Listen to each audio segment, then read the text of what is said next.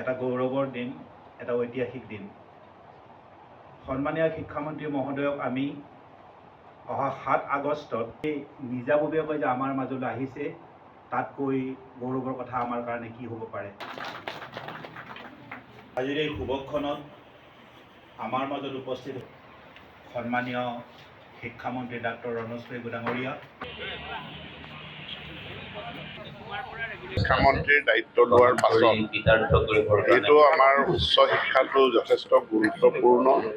NEPৰ প্ৰয়োগ হৈ আছে। 4 বছৰীয়া ডিগ্ৰী পাঠ্যক্ৰম আমি 4ৰ্থটো বছৰত ভৰি দিছোঁ আৰু ইয়াৰ পৰিপ্ৰেক্ষিতত মই প্ৰথম গোটেই অসমৰ বিশ্ববিদ্যালয়খিনি এবাৰ মই ভ্ৰমণ কৰিছোঁ।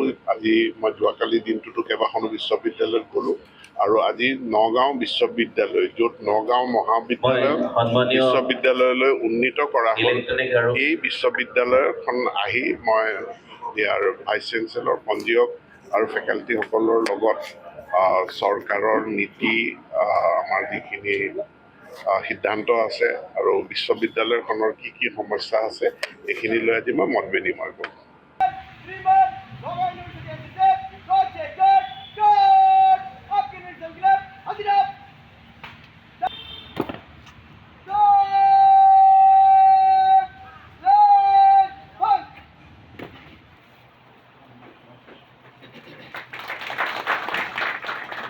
এটা গৌৰৱৰ দিন, এটা ঐতিহাসিক দিন।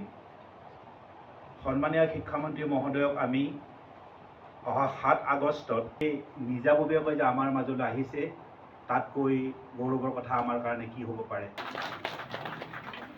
আজিৰ এই শুভক্ষণত আমাৰ মাজত উপস্থিত সন্মানীয় শিক্ষামন্ত্ৰী ডাক্তৰ ৰণোজ পেগু ডাঙৰীয়া,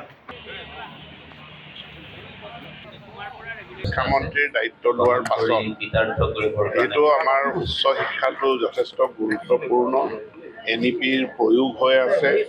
4 বছৰীয়া ডিগ্ৰী পাঠ্যক্ৰম আমি 4ৰ্থটো বছৰত ভৰি দিছোঁ আৰু ইয়াৰ পৰিপ্ৰেক্ষিতত মই প্ৰথম গোটেই অসমৰ বিশ্ববিদ্যালয়খিনি এবাৰ মই ভ্ৰমণ কৰিছোঁ।